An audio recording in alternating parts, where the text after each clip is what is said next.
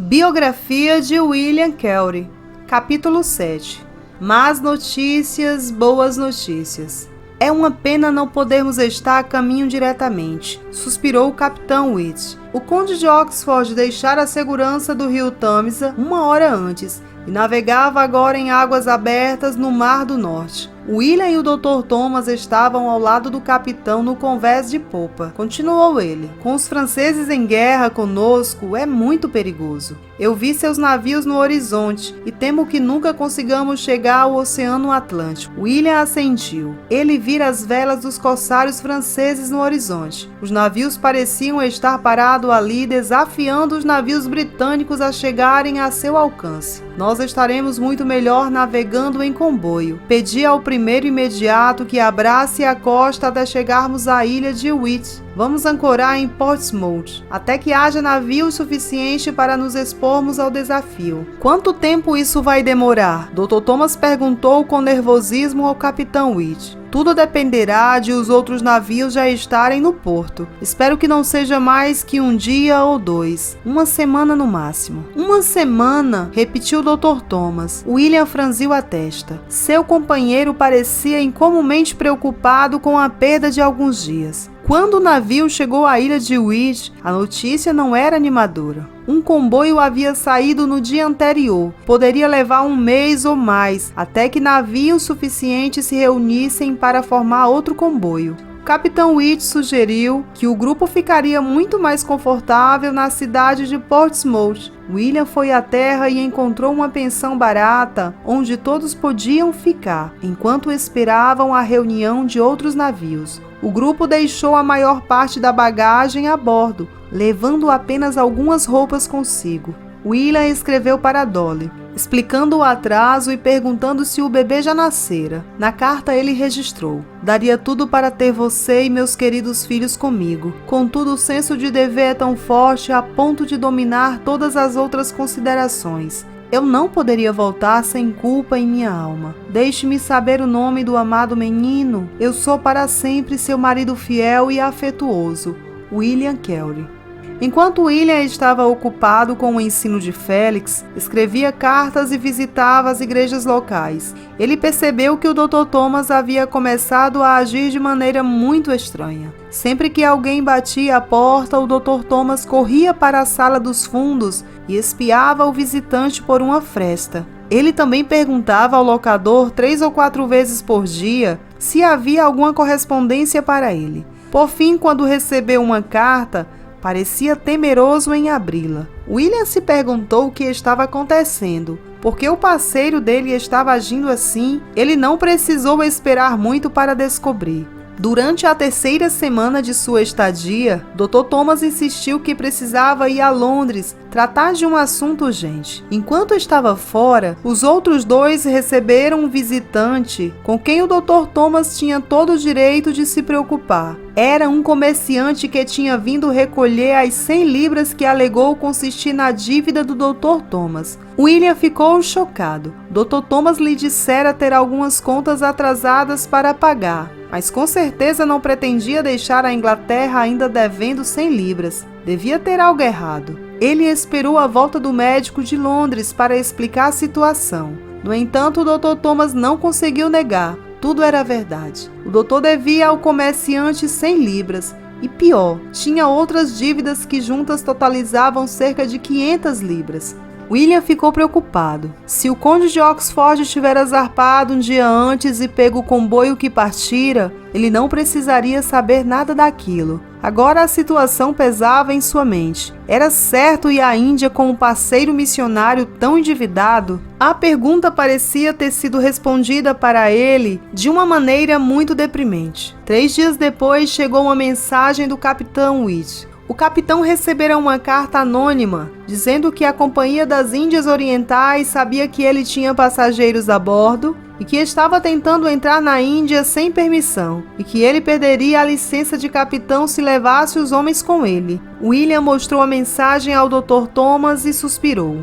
Afinal, parece que não poderemos navegar. O Dr. Thomas respondeu: acho que isso é obra de um dos meus credores. Vou voltar a Londres para ver o que posso fazer. No entanto, era tarde demais. Quando William foi à beira-mar com Félix, a senhora Thomas e Eliza, o conde de Oxford estava ancorado ao lado das docas, onde o capitão White já havia descarregado sua bagagem. Marinheiros corriam pelo cordame e era óbvio que o navio estava se preparando para zarpar. William implorou ao capitão White para reconsiderar, mas ele não o fez. Não valia a pena perder a carreira por conta do transporte de alguns missionários. No entanto, ele concordou em levar a senhora Thomas e Eliza com ele, já que a nota mencionava apenas homens. Uma hora depois, William e Félix observavam o conde de Oxford içar as velas. Embora William se sentisse triste por não estar a bordo, era uma visão magnífica. Havia 6 navios a caminho do Canal da Mancha em uma tarde fresca de primavera.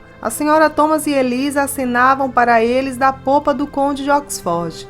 Enquanto os navios navegavam em direção ao horizonte, William se perguntava o que aconteceria agora. Teria ele feito a coisa certa ao permitir que a senhora Thomas e Eliza continuassem a viagem sozinhas? E se o Dr. Thomas nunca chegasse à Índia? William virou as costas para os navios e pegou um dos caixotes menores a seu lado no cais. Havia mais perguntas que respostas, mas por enquanto ele devia guardar a bagagem. Deveria também encontrar o Dr. Thomas e contar o que havia acontecido. William contratou uma pequena carroça para levar seus pertences de volta à pensão. De lá, ele e Félix embarcaram em uma diligência para Londres. Além de encontrar o Dr. Thomas, William sabia que deveria escrever uma carta a Andrew Fuller e ao comitê da sociedade missionária também. O problema era que ele não sabia o que dizer na certa. Uma vez em Londres, William e Félix foram direto para a casa onde o Dr. Thomas estava hospedado para lhe dar notícias. O médico se desculpou muitas vezes pelo que havia acontecido e prometeu encontrar outra maneira de levá-los à Índia.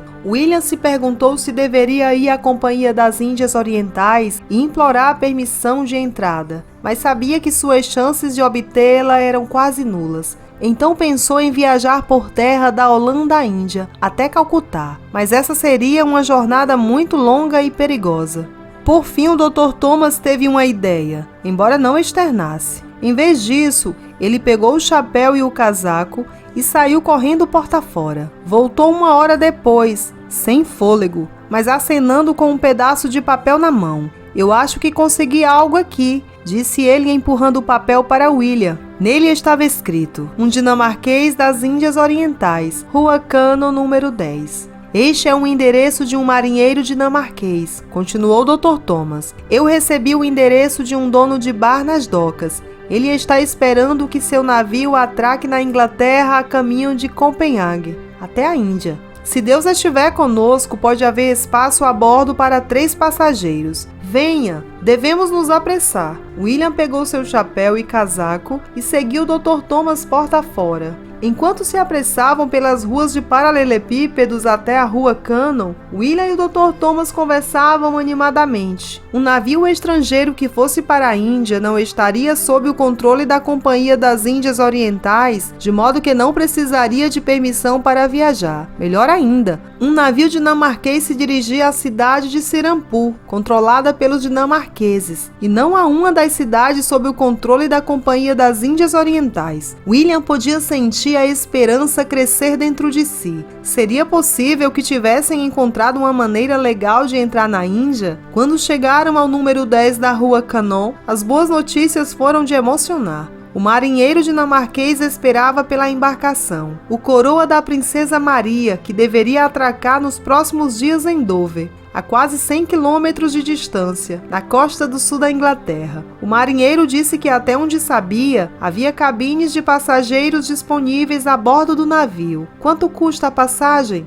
perguntou William. "São 10 libras por adulto, 50 libras por criança e 25 libras por criado", respondeu o marinheiro dinamarquês, que então lhe deu o nome do agente do navio em Londres, onde a passagem poderia ser arranjada e paga. William agradeceu ao homem pela informação e saiu para a noite que começava do lado de fora. A ida dos 3 custaria 250 libras, mas eles dispunham apenas de 150 libras, apenas porque o capitão White lhes devolvera. O que fariam? Dr. Thomas voltou então para que William e Félix fossem sozinhos. Contudo, William não ouviria nem falar da ideia. A essa altura, ele estava convencido de que o Dr. Thomas era um bom homem e que realmente faria o possível para devolver o dinheiro que devia. Eles ainda não sabiam o que fazer quando voltaram para a casa onde o Dr. Thomas estava hospedado. Na mesa ao lado do corredor, havia uma carta endereçada ao reverendo William Kelly. William pegou a carta que estava escrita com a caligrafia desajeitada com que sua esposa escrevia. Desde que ele a ensinara a ler e escrever, ele a abriu ansiosamente. A notícia era maravilhosa. Ele tinha um novo filho, a quem Dolly chamara Jabes. William sabia que Jabes era uma palavra hebraica que significava tristeza. E nesse momento ele se sentiu muito distante da amada esposa e dos filhos. O que eu não daria para ver o bebê, ele pensou. Então de repente bateu suas mãos uma na outra. Dá tempo sim, gritou ele para o Dr. Thomas. O Dr. Thomas olhou para ele espantado. É claro que dá tempo, disse William empurrando a cadeira para trás e andando pela sala.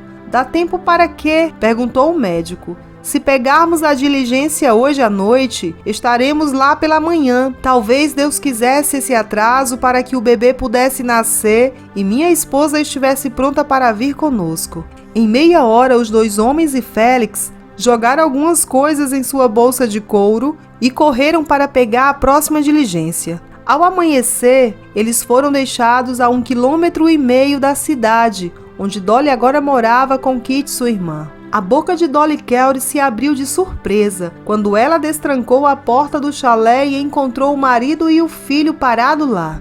Dolly rapidamente os acolheu e logo William estava sentado e segurando o bebê Jabes. Ele não perdeu tempo em dizer à esposa que voltara para buscá-la. Ele implorou e suplicou a ela, mas ainda assim ela não mudou de ideia. Sim, o bebê agora havia nascido em segurança, ela disse a William, mas ainda haveria muitos perigos para ela e os meninos. Ela não iria com ele. Kitty preparou o café da manhã para os homens enquanto Dolly e William conversavam. Os homens comeram com gratidão e assim que terminaram, William soube que eles deveriam estar a caminho de novo. Eles precisavam caminhar até se encontrar com John Hilland, na esperança de que ele tivesse recolhido mais algum dinheiro para sua passagem para a Índia.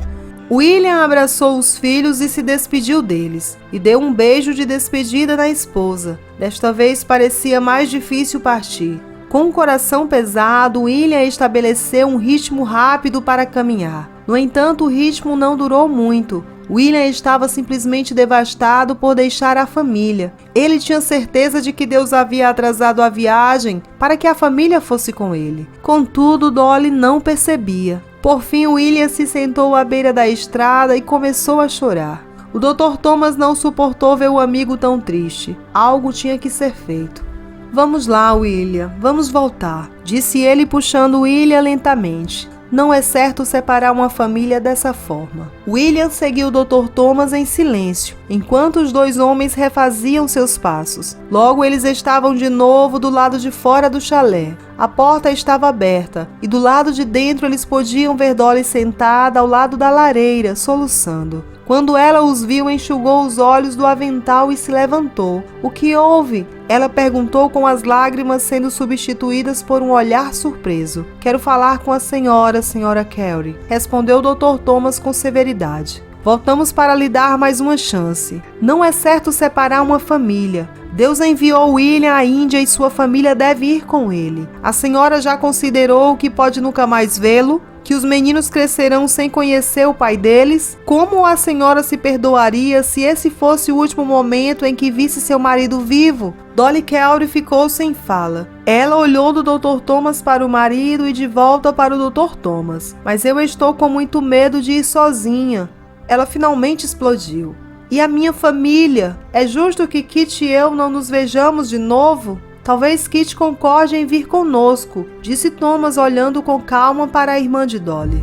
Kit ficou vermelha como um tomate. Eu não poderia, quero dizer, ela cortou a frase pelo meio, se sentou ao lado de sua irmã e se agarrou a ela. Durante muito tempo a sala ficou em silêncio, exceto pelos pequenos ruídos que Jabes fazia durante o sono. De repente Kit se levantou. Seu corpo inteiro tremia enquanto falava. Se for para manter a família unida, então eu vou. Depois ela se virou para Dolly e disse: iremos juntas e vou ajudá-la. William observou os olhos de Dolly se arregalarem.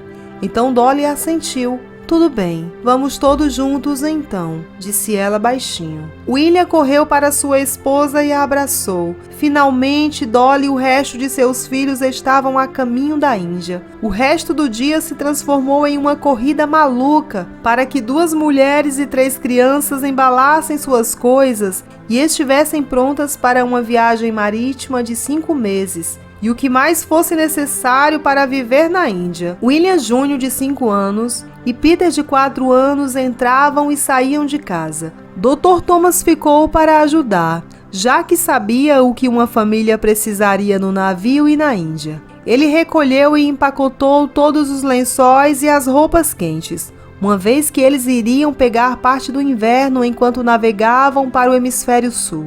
Com o passar do dia, as notícias viajaram com rapidez pela vila. Logo, vizinhos atônitos visitaram Dolly e Kit para ver por si mesmos se estavam de fato fazendo as malas para ir à Índia. Enquanto o Dr. Thomas ajudava a família a arrumar as malas, William partiu para se encontrar com John Hyland, que ficou muito emocionado ao saber que toda a família iria com William para a Índia. No entanto, ele não tinha recolhido mais nenhum dinheiro para o grupo. Havia 20 libras no banco, mas era sábado, e ele não conseguiria o dinheiro até às 10 horas da manhã de segunda-feira. William gemeu. A coroa da princesa Maria poderia ter ido e vindo até lá. Depois de muita discussão, John Hyland criou um plano. Ele tinha vários amigos ricos em Londres, que sem dúvidas teriam 200 libras. Apressadamente, ele escreveu cartas pedindo a seus amigos que emprestassem o dinheiro a William, e ele se comprometia a lhes pagar antes do final de semana. Não havia tempo a perder. William agradeceu ao amigo e voltou para a família. Quando chegou, todos estavam prontos. Cedo da manhã seguinte, toda a família e o Dr. Thomas embarcaram em uma diligência com destino a Londres. Dolly espiou pela janela enquanto o cenário conhecido que a rodeara por toda a vida desapareceu de vista e foi substituído por ruas e vilas nunca vistas antes. Kit estendeu a mão e apertou a mão da irmã, enquanto a diligência seguia em frente. William, com Peter sentado em seus joelhos, olhou pela janela também, mas não estava pensando na cena que passava diante de seus olhos. Ele fazia contas, as mesmas contas, repetidas vezes. Ele tinha 150 libras do reembolso do Capitão Witt e 200 libras para receber em Londres. Isso totalizava 350 libras. Contudo, agora havia 4 adultos a caminho da Índia, a 100 libras cada. Isso dava um total de 400 libras, mais 4 crianças a 500 libras cada. No total, a passagem deles para a Índia custaria 600 libras, 250 libras a mais do que ele teria. William respirou fundo enquanto se perguntava o que fazer. Quão irônico seria, pensou ele, se depois de convencer Dolly a viajar para a Índia consigo, eles não pudessem partir porque não havia dinheiro suficiente para sua passagem. Por fim, William orou em silêncio. Deus, tu me trouxeste aqui. Até conseguiste que Dolly e as crianças viessem. Com certeza tu nos mostrarás uma maneira de chegar à Índia. O grupo chegou a Londres no domingo à noite. William não teve dificuldade para encontrar um dos amigos de John Hyland, disposto a lhe emprestar as 200 libras. Assim que ele chegou de volta com o dinheiro, o Dr. Thomas pegou a quantia, mais as 150 libras que haviam sido devolvidas, e foi ver o agente do navio. Em seu estilo próprio, o Dr. Thomas tinha outro plano. Um plano que ele não discutiu com ninguém, a não ser com Kit. Várias horas depois, ele voltou agitando 8 bilhetes, um para cada um deles. Como você fez isso? Perguntou William com um largo sorriso. Acho que o agente ficou impressionado com uma família inteira viajando junta. Perguntei se Kit e eu poderíamos viajar como seus criados. E ele perguntou quanto dinheiro tínhamos. Quando eu disse 350 libras, ele me disse que a Índia precisava de missionários e que um homem não deveria ser separado de sua família. Portanto, se esse era todo o dinheiro que tínhamos, seria o suficiente para nos levar até lá. Estamos a caminho da Índia. Quando o navio zarpará? Perguntou William depois de examinar cada um dos bilhetes.